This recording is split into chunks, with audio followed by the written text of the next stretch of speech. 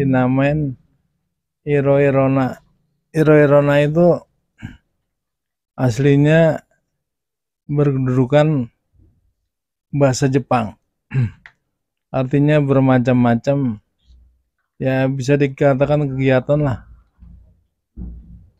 Kegiatan boleh atau apa yang kita inginkan. Nah, ini kebetulan kehidupan. Jadi Iroirona ini tentang kehidupan manusia yang bermacam-macam coraknya. Nah, kebetulan ini ada namanya si Jamaluddin. Jamaluddin ini pantasnya disebut tenaga sukarelawan yang selalu mengawasi ruang lingkupnya. Kalau si Tuti itu sebagai pembantu rumah tangga. Pembantu rumah tangga tapi juga ikut bekerja di suatu apartemen yang terkemuka. Jadi menceritakan Iroirona ini tentang kehidupan manusia bermacam-macam coraknya dan keinginannya. Di samping itu juga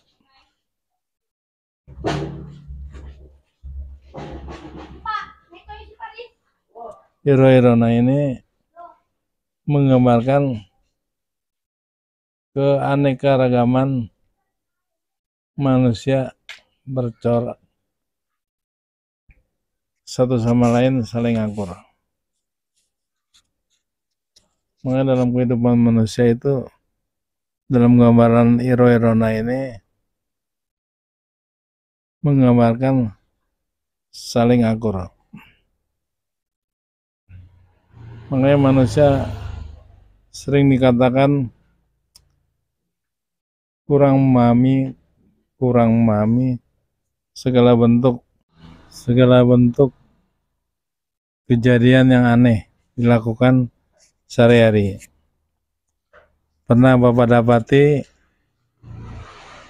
waktu itu acara di puncak sana, daerah terpencil, diadakan suatu rujak party.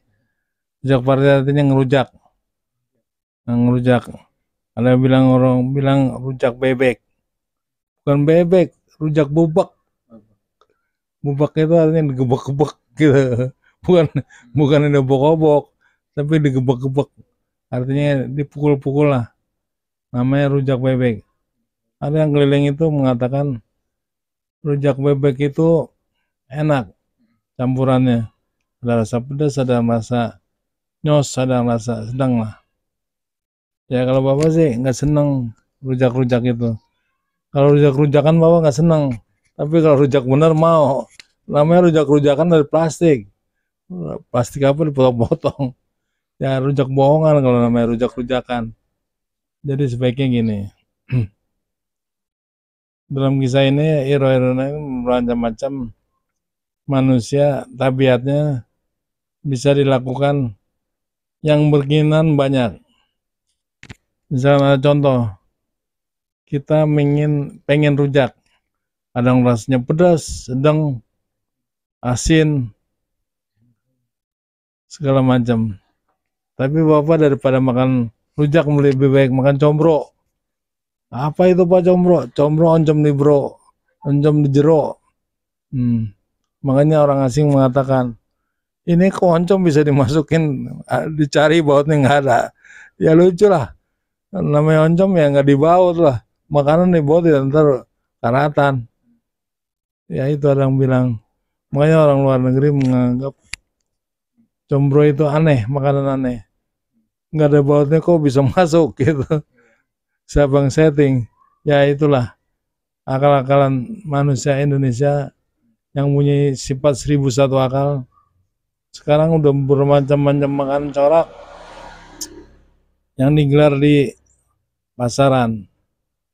Seperti ada asinan manis, asinan pedas. Teman tinggal tergantung peta pola hidupnya.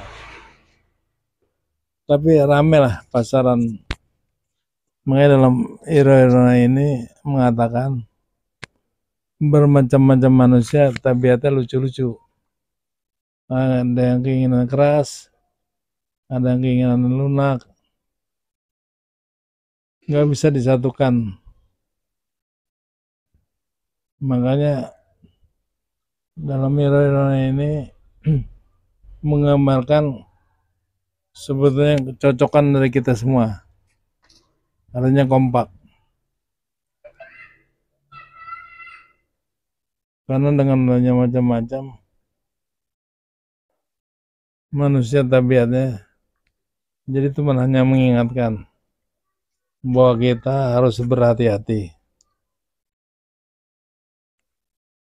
Tidak semua orang sama bikinannya. Kalau kita ingin hidup bebas ya di hutan. Nah, kalau nggak mau diatur. Makanya dalam Irona ini pengertiannya artinya bukan bebas. Bermacam-macam tabiatnya orang. Cuma bisa disatukan dengan cara kedamaian. Maka sebab itu orang menginginkan butuh kedamaian, ketentraman. Binatang-binatang buas ini aja bisa diatur. Tinggal tergantung kitanya. Kita bisa ngatur nggak? Kalau manusia tidak bisa ngatur ya udah nonton saja di tutup film. Kan jadi asik niatnya. Animasinya cukup lumayan lah. Videonya sangat menarik. Makanya ada yang mengatakan, Pak saya ingin lihat videonya tutup film. Ya lihat aja di YouTube. Siapa yang mau gandulin Anda, bebas nonton itu. Tanpa dipungut bayaran. Temanannya pintar selalu like dan komen. Itu gunanya YouTube. Maka sebab itu ada yang mengatakan orang kalau sudah dengan yang satu ini inginkan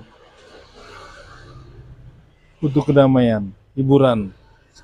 Manusia gak ada hiburan ya, blongong-blongong aja, bengang-bengong. Karena nggak punya hiburan, makanya diisi dengan hiburan untuk menghibur hatinya dia di waktu gundah atau galau. Makanya kalau keadaan kita lagi galau, kita bisa mengunjungi atau nonton di YouTube dengan harapan biar tertawa, senang. Ada juga orang mengatakan, tapi jangan banyak ketawa, giginya kering. Kalau giginya kering, kalau HP kalau kering bunyi ya itu diangkat, berhubungan. Tapi kalau kering giginya itu yang dikhawatirin giginya ompong, tertawa geli. Maka sebab itu dalam film Irona ini mengatakan bermacam-macam kegiatan keinginan kita saling tukar pikiran dan mengerti. Tidak ada gontok-gontokan kecuali manusianya yang tidak akur. Binatang di hutan banyak yang akur, jalannya bisa diatur dari kemauan sendiri. Oleh sebab itu kita jangan banyak menghayal tentang kegiatan-kegiatan kita yang sudah dijabarkan.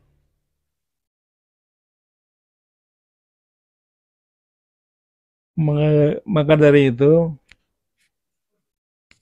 dalam cerita berjudul Irona ini tentang kehidupan yang lucu-lucu. Mereka ini hidup di hutan lindung. Banyak di situ binatang-binatang langka. Tapi mereka akur. Tidak dibuat-buat. Dalam arti kata gini, kalau kita udah ada berkemauan yang keras, sadari dan resapi. Maka dari itu kita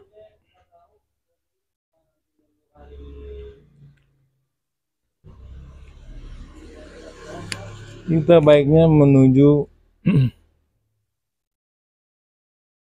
fokus pada jalur tersendiri. Maka dari itu si Tuti kelihatannya tenang-tenang saja. Karena dalam peranannya agak berat.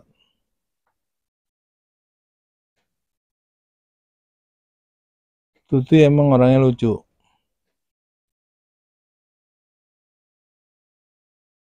Bisa mengerjakan apa saja yang dia mau. Maka sebab itu burung-burung kutub itu dan jerapah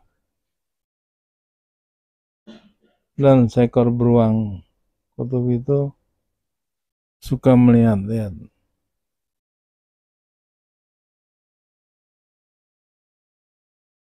Namanya binatang, ada makanan yang bisa dimakan ya dimakan.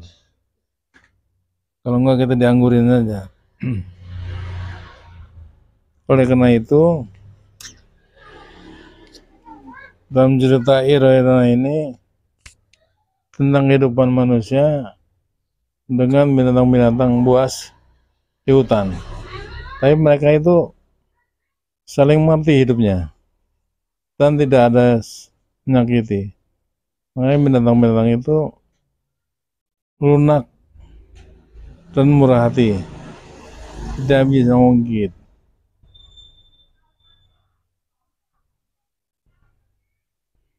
Oleh karena itu mereka itu bisa diatur. Apalagi Lucy namanya seorang pawang bisa mengatur kehidupan hutan.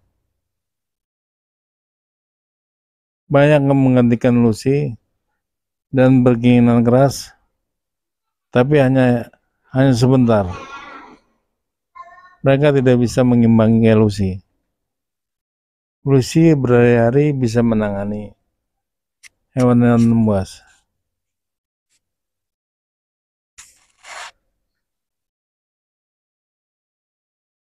Oleh sebab itu,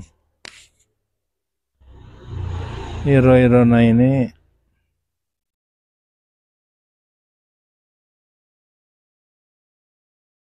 kehidupan yang mau langkah dianggapnya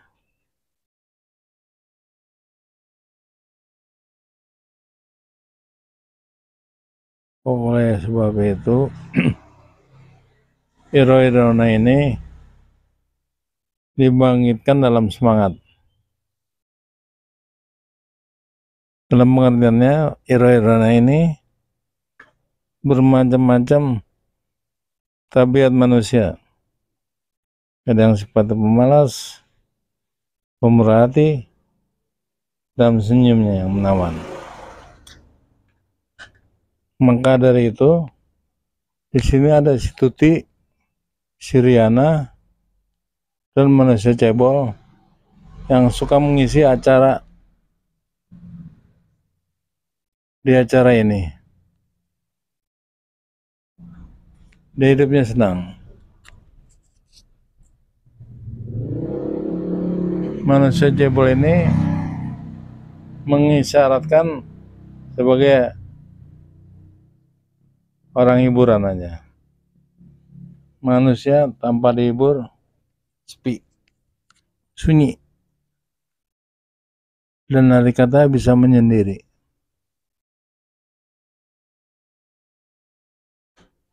Tapi untungnya hidup ini diisi dengan hiburan yang punya seni, arti kata seni sendiri. Masing-masing orang punya pengertian sendiri. Samping itu juga dalam Wirarona ini bermacam-macam manusia coraknya, tapi kalau dijadikan satu artinya sepaham. Ada keinginan jangan sampai disartikan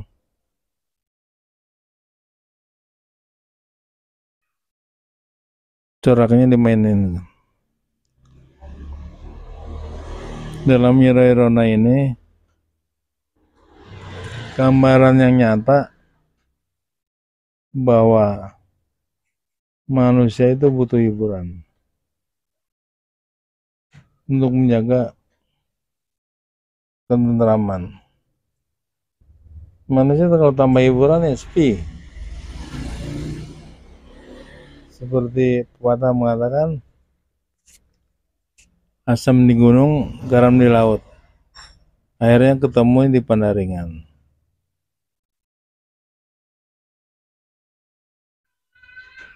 Maka dari itu, Wirarona ini gambaran manusia yang bermacam-macam coraknya, tapi bisa disatukan dalam satu misi. Misi ini pengertiannya luas dalam hal belajar, menyatukan pola pikir dan resepsi. Si Riana ini kelihatan aktif dalam menjalankan. Apalagi si Tuti yang monitor terus.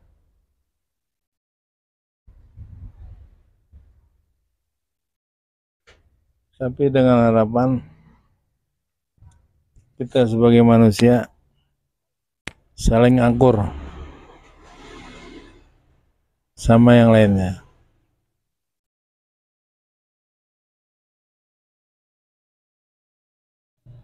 Maka dari itu, dalam kata-kata Wirarona ini menjadikan satu, walaupun bermacam-macam coraknya, tapi tetap bersatu. Maju terus dalam arti kata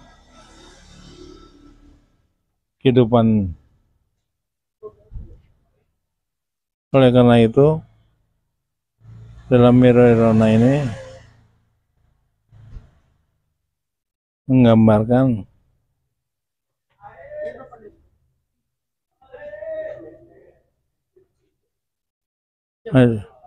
macam-macam coraknya,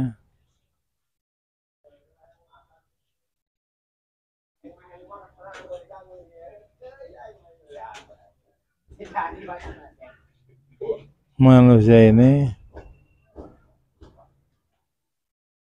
punya dibebani dengan bekal hidup, cara berpikirnya yang baik saja. Kalau yang jelek ditinggalkan. Makanya untuk keselarasannya, baik dan buruknya manusia diukur dari cara perbuatannya. Ya kalau misalkan kita baik, aman dan terkendali. Tapi kalau kita buruk, ya jangan salah artikan diri sendiri. Diri ini perlu bimbingan dan pengalaman.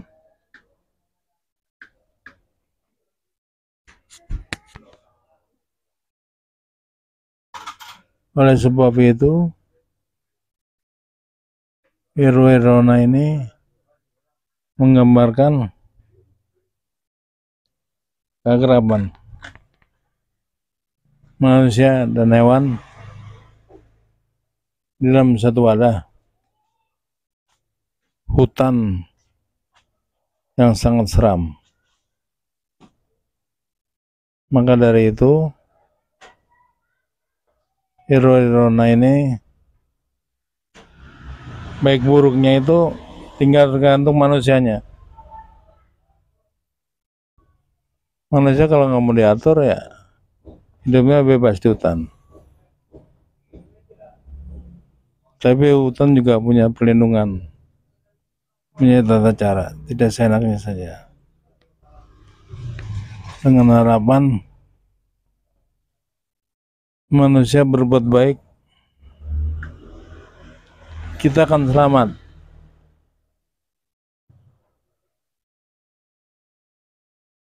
Di samping itu juga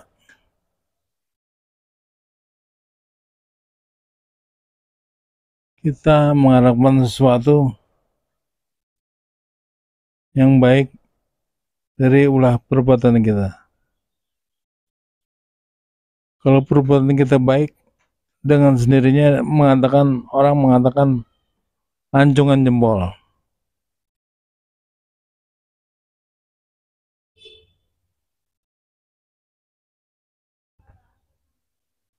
Syukur-syukur irona ini membangkitkan kita semua dalam pengertian yang dalam. Makanya kita sebagai manusia harus sifatnya toleransi pada siapapun. Mau baik manusianya, hutannya, kehutannya, saling mengerti. Binatang-binatang di hutan itu anggap aja sebagai penghibur, lukisan alam. Maka pengertian irona ini dijabarkan luas.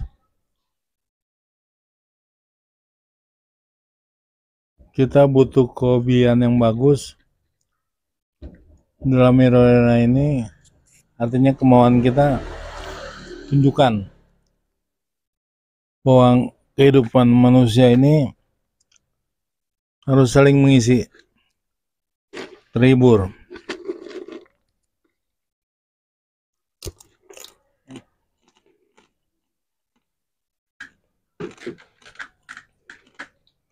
Maka sebab itu dalam irona ini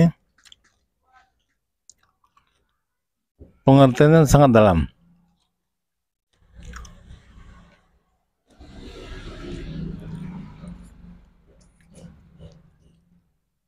Bermacam-macam kemauan itu dibarengi dengan keinginannya. Maka dalam irona ini yang penting kita happy. Kita mengadakan acara walaupun bermacam-macam pengetahuan yang sangat tinggi, yang penting kita saling akur, bukan saling membanggakan. Makanya dari irona ini mengatakan cukup dengan pengertian yang dalam, jangan sampai manusia ada yang satu orang pun dikecewakan.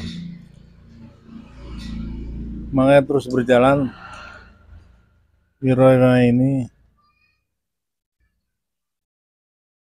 untuk pengertian agar kita selalu happy. Kemauan kita banyak, tapi satu yang kita ambil hikmahnya.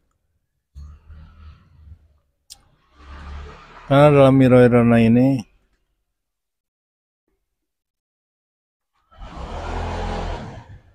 menggambarkan irona ini dikatakan kemauan yang keras itu, tapi dengan berjiwa luhur. Jangan kemauan yang tinggi, bermacam-macam kemauan yang tinggi, tapi tidak dibarengi dengan budi pekerti. Makanya orang banyak salah alamat. kemauannya besar, tapi budi pekertinya kurang. Makanya orang mengatakan banyak, walaupun dia pintar bicara, tapi kalau budi pekertinya tidak, arti kata menyinggung orang lain, celaka 12. Makanya kita sekarang ini tanamkan jangan sampai kebablasan. Budi pekerti itu sangat penting artinya dalam kehidupan manusia. Maka dalam Miro Irona ini menggambarkan keakraban yang baik. Jangan sampai orang hanya mendapat imbasnya yang kurang baik. Oleh sebab itu, dalam pengertian Miro Irona ini, tujuan kita yang penting bersatu. Jangan saling menyinggung. Dan jangan sifat egois. Arti kata tidak memikirkan orang mau berbuat apa. Maka dalam Miro Irona ini yang penting kita saling mengerti.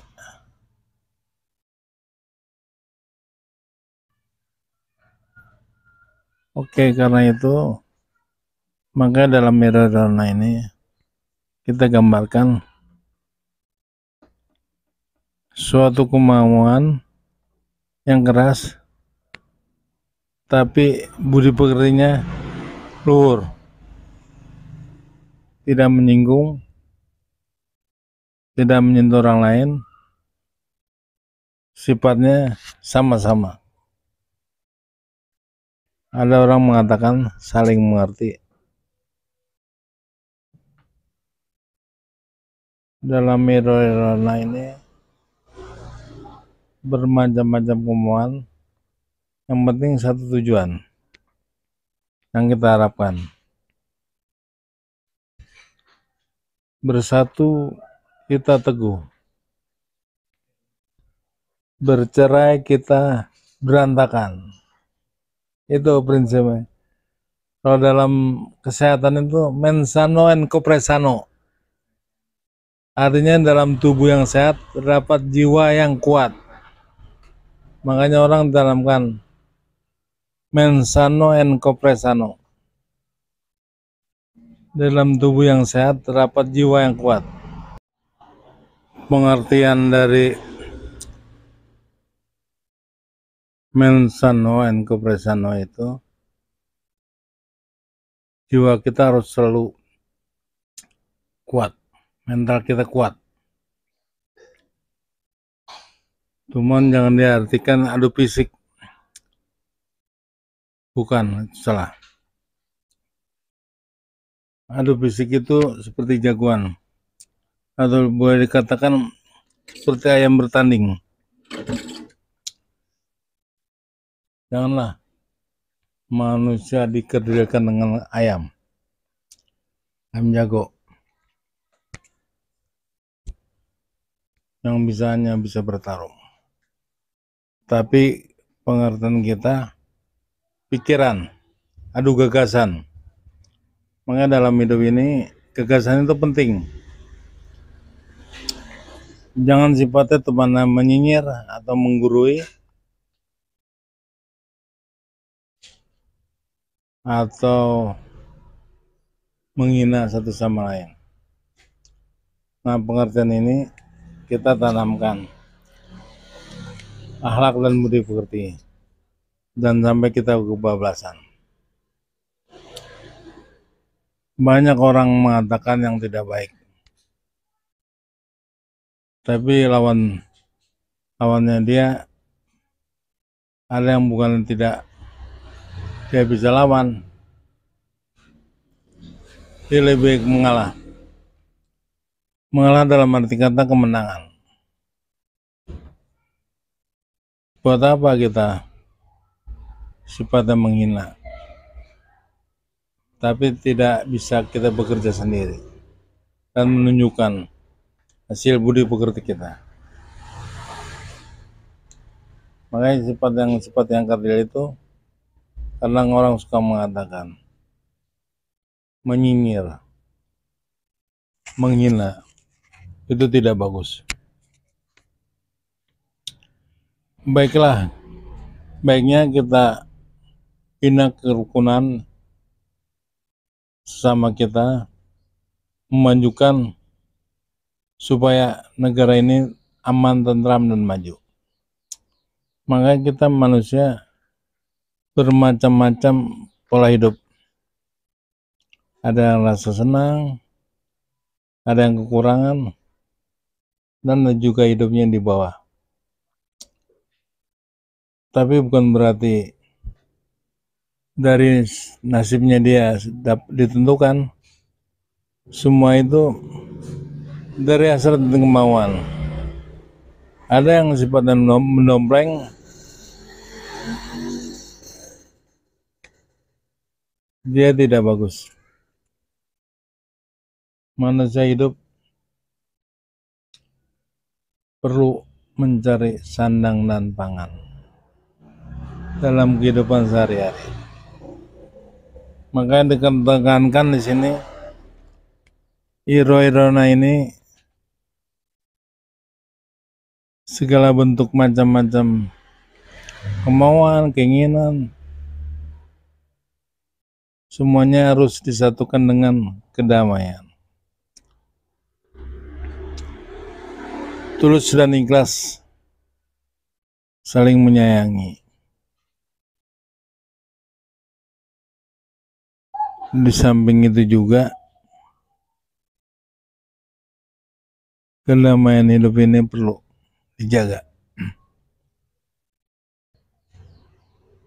Orang yang tidak suka menjaga kehidupannya, dia akan merugi, dijauhi teman.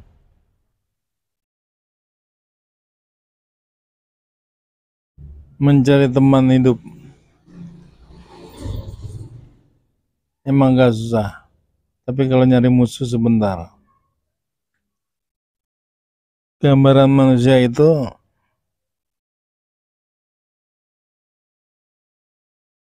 digambarkan kalau kita saling menjaga, mungkin keamanan kita akan tenang. Tidak ada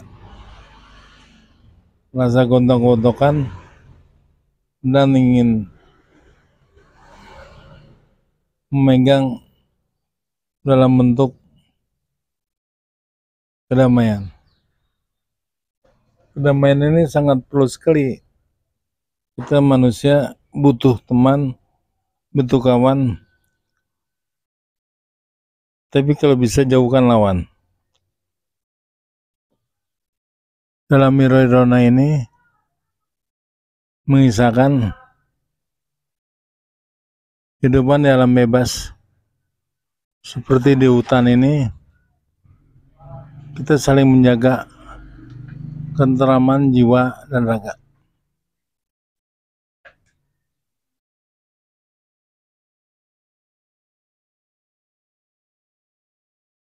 Bagi orang yang salah dan menuduh kawannya tidak baik, sebetulnya harus bercermin diri. Kita sudah baik belum? Makanya orang mengatakan lebih baik kita menjaga diri, tentram, aman, dan sentosa. Saling akur itu penting dalam pengertian hidup. Makanya dalam iro-irona ini bermacam-macam kehidupan manusia harus direm. Kalau keras, ya dikecilkanlah kerasan itu. Karena dengan adanya kehidupan yang keras mencerminkan tidak baik dicerna. Oleh sebab itu,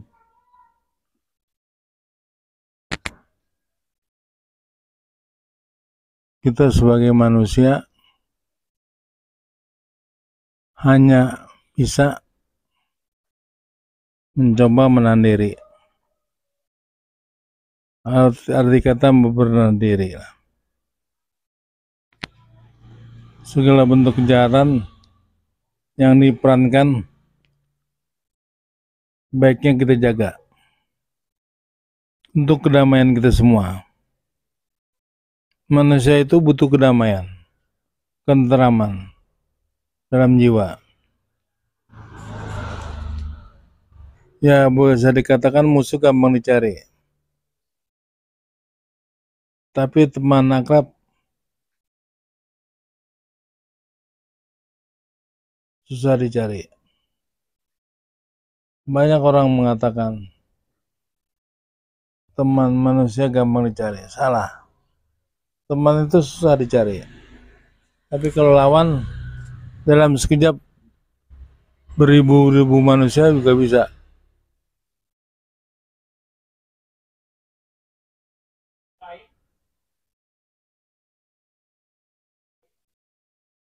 Berapa menit lagi, Cik? Hero-hero ini bisa dikatakan membentuk kepribadian masing-masing, jaga masing-masing diri agar kita di dalam pergaulan tidak terganggu kemampuan kita. Tapi banyak orang mengatakan hero-hero ini digambarkan bermacam-macam kemauan yang keras. Tapi bukan itu yang disebut kemauan keras. Kemauan kita sih bukan keras, tapi hanya sebatas kemampuan kita. Oleh karena itu, kita selalu menjaga ketertiban umum, saling menjaga dan saling tidak menyinggung perasaan orang lain yang kita hadapi. Maka dari diri kita sendiri yang kita harus perbaiki. Jangan saling menyinggung perasaan satu sama lain. Harga diri ini kita harus jaga. Karena di samping itu menjaga harga diri berarti mengikuti adat sopan santun. Oleh sebab itu, gambaran jati diri kita ini sebenarnya harus kita setir. Jangan disetir oleh setan, hasut orang lain. Makanya banyak kejadian aneh seperti tidak fokus. Contohnya, orang yang habis berbuat kadang-kadang baru sadar. Nah, itulah kesalahannya. Maka dari ini hero-hero ini menggambarkan ciri khas kita yang selalu jaga dan sangat mudah, karena keuntungan bagi kita asal bisa kita menjaga mau sendiri, kita dapat keselamatan. Lakukan. Oke, karena itu maka dari itu kita harus jaga. Contohnya gini, jangan saling menyinggung satu sama lain. Karena kalau saling menyinggung, hati bisa panas. Maka dari itu, dalam hero-hero ini, yang penting jaga keutuhan, keakraban satu sama lainnya. Ya, mudah-mudahan di lain waktu kita tetap eksis, jangan dipengaruhi oleh orang lain. Contohnya apa? Banyak kejadian-kejadian yang aneh. Oleh karena itu, kita dalam hidup ini saling menghormati satu sama lainnya. Corona ini kita sama teman saling menjunjung satu sama lain, akrab, menjaga martabat dan tata krama. Itu sangat diagungkan, sangat disenangi. Tapi kalau tidak punya budi pekerti, kita bisa dijauhi. Untungnya kita saling menjaga. Bahwa kehidupan manusia itu sangat baik. Oleh karena itu, kita saling jaga tata tertib di lingkungan kita masing-masing, bahwa peranan kita sangat diartikan dan sangat diperhatikan oleh lingkungan setempat. Makanya kita harus hormati tata cara dan budi pekerti kita yang kita lakukan. Kita tidak usah ikut-ikutan orang lain. Yang penting kita jaga diri sendiri, peraturan kita satu sama lain. Oke, sampai di sini dulu. Perkataan Irwana itu sangat mengandung arti.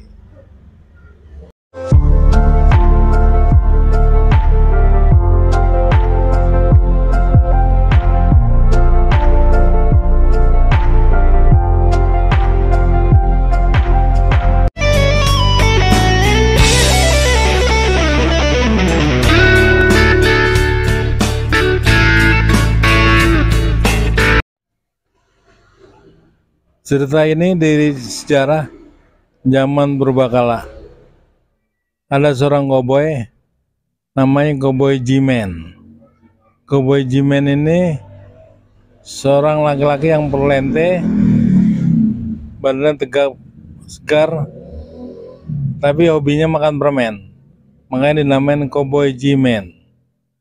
Makan hiji, makan permen, hijinya permen. Ayah wae katanya orang bilang.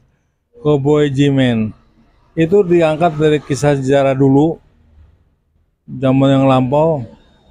Orang mengatakan, abang Koboi Jimen itu, abang Koboi sukanya makan permen. Pistolnya mana bang? Pistolnya di bawah-bawah di dalam kasur katanya. Oh, Koboinya emang namanya Orgil. Koboi Jimen itu sebetulnya sejarahnya dulu ada orang mengaku dirinya dia seorang koboi. Padahal teman senjatanya pakai petasan. Jadi disundut dulu dilemparin gitu. Jadi orang bilang Koboi Jimen. Mang koboinya Koboi Jimen. Ya. Makan hiji makan permen. Oh, Koboi Jimen. Hobinya makan permen. Suka diledeki sama anak-anak. Koboi Jimen itu emang badannya tegak lurus, tegar, dan berotot. Tapi sebetulnya tidak punya senjata. Dia senjatanya temanannya, misinya itu petasan. Jadi apabila menakutkan orang dengan dilempar petasan, dinyalain petasan, orang kabur semuanya. Makanya ada bilang orang mengatakan, hati-hati sama Koboi Jimen. Itu bukan di sarungnya bukan petasan, padahal bukan pistol, padahal petasan. Jadi yang mengapa orang takut petasan itu apabila disundut langsung dilempar. Memang Koboi Jimen ada saja tingkahnya Koboi Jimen. Koboi yang suka makan permen. Dia selalu kalau misalkan mau bereaksi, anak-anak kecil dipanggil nih. Nih abang Koboi mau bereaksi. Kamu tunggu ya satu-satu ngantri. Disangkanya mengeluarkan senjata, nggak tahu ya isi pelurunya permen semua. Permen ya jenisnya permen yang semacam gurih lah. Mungkin dibuatnya dari teh kucing kali. Asin-asin gurih. Nah, kebanyakan orang bilang kan dulu ada permen yang disebut teh kucing gurih itu. Jadi teh kucingnya disulap jadi permen, berubah permen teh kucing. Jadi orang kocak itu. Tapi orang-orang dulu emang permen teh kucing itu murah. Jadi betulnya bukan teh kucing, cuman menyerupai asam-asam gurih. Nah, gitu. Jadi disebut teh kucing. Namanya anak-anak, anak kecil itu sebutnya kecil, sekecil kucing lah. Harimau sih bisa besar. Kalau kucing kan kecil. Makanya disebut Cowboy Jimin itu seperti julukan saja. Tapi disenangi oleh masyarakat setempat. Kalau dia sudah bereaksi, tangannya menunjukkan dilempar begini, diangkat ke atas ke bawah, sambil dia action, kayak drama gitu. Dia menunjukkan keahliannya. Padahal nggak punya senjata. Senjatanya adalah petasan saja yang disundut, nyala langsung dilempar. Makanya kalau ada Cowboy Jimin itu, masyarakat setempat, anak-anak bersorak-sorak gembira melihat Cowboy Jimin itu datang bereaksi sambil mengacungkan jempol. Bagi ada yang mengatakan, Abang Cowboy lucu katanya. Nih kasih hadiahnya permen. Jadi apabila dia selalu bilang, Abang Cowboy kasih permen. Nah, namanya Cowboy Jimin. Giginya dikasih permen. Makanya Jimin. Lucu jadinya. Permen. Permennya ya macam-macam lah, permen apa, permen yang penting enak dan gurih. Permen itu kan murah harganya. Cowboy Jimin itu.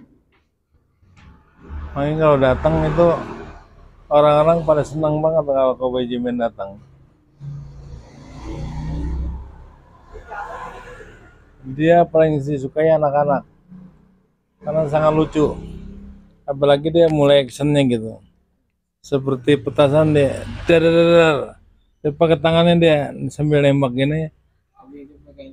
Nah, iya, jadi permennya itu dibagi-bagi dulu baru langsung dia tembak. Terus ada yang misalkan nyerah saya, katanya nyerah saya, ampun saya. Lucu-lucu lah ada Cowboy Jimin itu.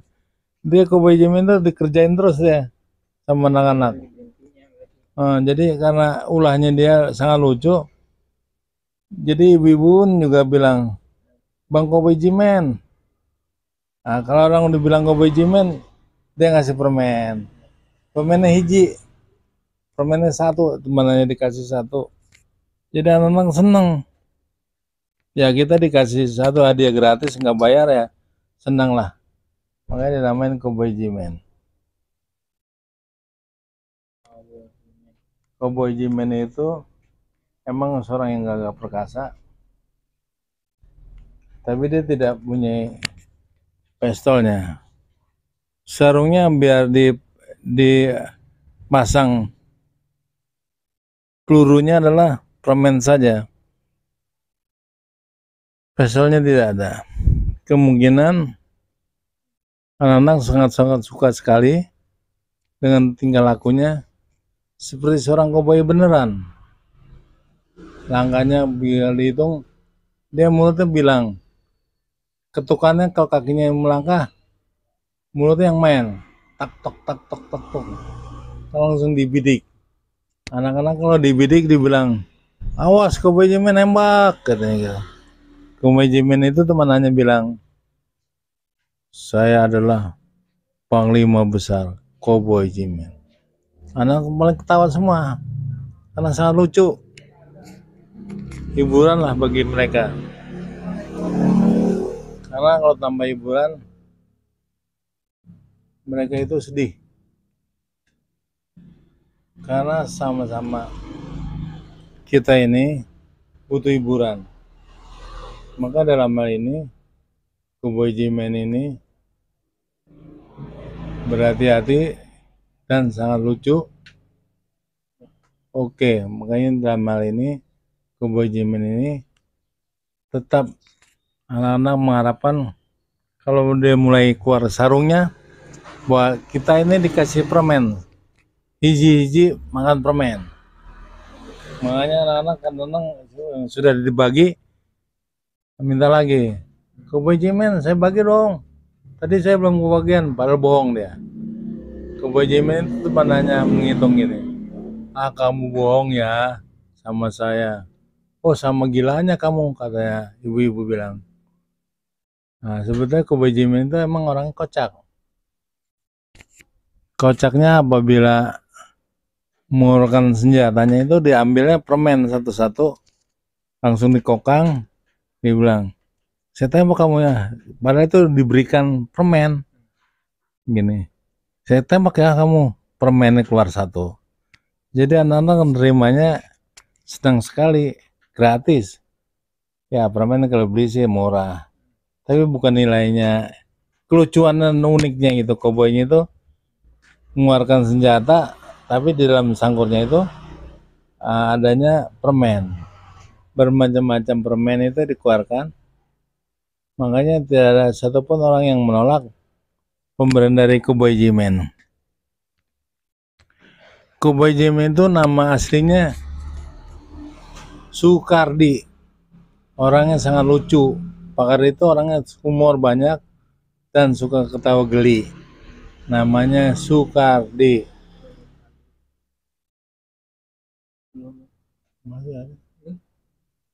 Ya, dalam hal ini Cowboy Jimin ini sebetulnya nama aslinya Bapak Sukardi. Bapak Sukardi ini lucu, humornya banyak, dan digemari sama anak-anak.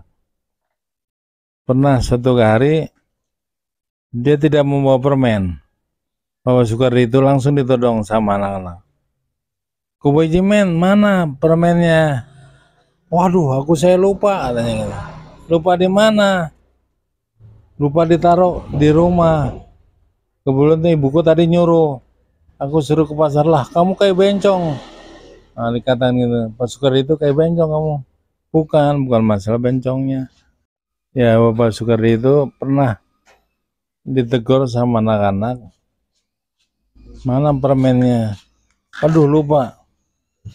Nah, sambil melengak-lengok, sepertinya seperti bencong aja. Beti bencong selebor. Lenggak-lenggok gitu.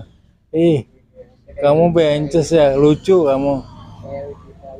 Iya, tapi bagi Bapak Sukardi itu, walaupun ditertawakan, hatinya tetap senang. Kenapa? Kan tidak menyentuh hatinya, artinya dilukai. Semuanya kata-kata. Bagi dia kata-kata itu tidak penting lah. Ya syukur-syukur bisa kembali lagi semula. Makanya dengan harapan Bapak Sukardi itu mengatakan, nah kamu baiknya kamu belajar, jangan mengatakan bapak ini bencong. Ya bapak si anak-anak bilang, ya bapak lenggak-lenggok seperti bencong sih. Oh bukan, itu emang lagunya saya begitu. Kalau lagu kan dengan suara, masa dengan lenggak-lenggok. Makanya Bapak Sukardi itu kalau dites suruh beli gado-gado itu pak diikuti sama anak-anak kecil-kecil. Bapak Sukardi itu mau beli gado-gado katanya. Coba aja deh ngomongnya gimana. Dia bilang mau Bu Ici. Bu Ici itu bilang gini, Pak Sukardi mau beli apa, Mas? Oh, saya jangan panggil Mas. Manusia jadi-jadian kata Bu Ici itu. Mau beli apa?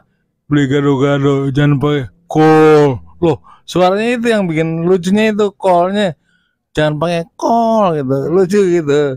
Beli gado-gadonya ngomongnya besar. Beli gado-gado jangan pakai kol gitu. Ya sama itu. Makanya anak-anak kalau bawa Sukardi itu kalau suruh beli gado-gado itu selalu anak-anak buntuti dari belakang. Sambil tengok-tengok Bapak Sukardi itu melihat anak-anak ada nggak ya, takut saya diketawain katanya gitu. Tapi bagi Bapak Sukardi itu dia sangat lucu dan anggun. Apa sih? Hah? Masih? Ya makanya dari itu Bapak Soekardi itu selalu dibuntuti sama anak-anak sambil nengok-nengok lihat, jangan-jangan ada yang mengikuti saya, nanti saya diledek. Nah, makanya dari itu Bapak Soekardi itu dia mengatakan lebih baik sepi orang, aku membeli gado-gadonya biar aku makan gado-gadonya. Buat kebetulan di tempatnya dia banyak teman-temannya selalu mengeledek gitu, Bapak Soekardi emang kita loket ya antri gitu, dia bilang gitu. Selalu dia mulai keluar bercandanya itu, anak-anak sangat senang kalau lawan bicaranya itu mau mengatakan aneh-aneh tapi nyata. Tapi sebenarnya Bapak Soekardi itu cuma hanya orangnya pendiam dan lucu. Cuma anak-anak saja yang pada comel, tingkahnya diganggu agar Bapak Soekardi itu dengan polosnya mengeluarkan kata-kata bencongnya. Anak-anak itu menanggapinya dengan serius. Kadang suka meledek. Pernah suatu hari dia bertamu ke tempat orang, sendalnya diumpetin. Bapak Soekardi bilang, mana sendal saya? Nggak ketemu-temu. Nah, dia kalau udah mengeluarkan kalimat yang lucu, emang sendal kita loket di antri. Nah, ada orang mengatakan gini, Pak Soekardi ngomong apa tadi? Ngomong biasa. Oh biasa, ntar jadinya luar biasa. Nah, teman, dengan harapan Bapak Soekardi itu kembali normal ngomongnya, kalau sudah disentuh badannya dia langsung digebrak. Dia bilang begini, amit-amit deh, jangan seperti dulu aku ngomongnya kayak gitu. Anak-anak dengan cara riangnya sambil gembira menutup pakai sarungnya itu. Makanya Bapak Soekardi itu merasa bangga menahan napas. Baru ini karyanya diikuti. Maka dari itu Bapak Soekardi itu dia selalu mengatakan pada rekan-rekannya, aku jangan suka diikuti kalau lagi warung, karena nanti aku sebagai bahan bercandaan aja. Ya kalau orang warung, kalau yang ngerti mereka diperkirakan manusia orang jadi-jadian. Maka dari itu Bapak Soekardi itu selalu mengatakan, saya ini bukan bencong, saya manusia biasa, cuman lagunya aja seperti bencong. Udah, baiknya gini ya Bapak Soekardi, kembali ke asalnya dengan harapan Bapak Soekardi itu menyadari namanya sifat anak mengganggu di jalan itu hal yang wajar. Tapi kalau ketahuan ibunya, mereka dimasukin lagi ke perut ibunya. Karena apa? Mengganggu ketentraman jalan. Bapak Soekardi itu hanya meringis dan menahan geli. Bapak Soekardi itu sangat lucu. Makanya kalau anak-anak kecil sudah kalau melihat Bapak Soekardi itu langkahnya lenga-lenggok, udah pada mengikuti dari belakang. Bapak Soekardi itu agak risih melihatnya. Anak-anak itu suka mengganggu. Kalau mengganggunya itu tidak berlebihan, tapi yang dikhawatirkan dibawa ke rumahnya. Bapak Soekardi itu selalu mengatakan, Nah, baiknya gini, kamu pulang saja ke rumah. Oke, dalam hal ini Bapak Sukardi selalu menjelaskan, kamu kalau mengganggu aku di jalan, baiknya begini saja. Udah, ya, ya.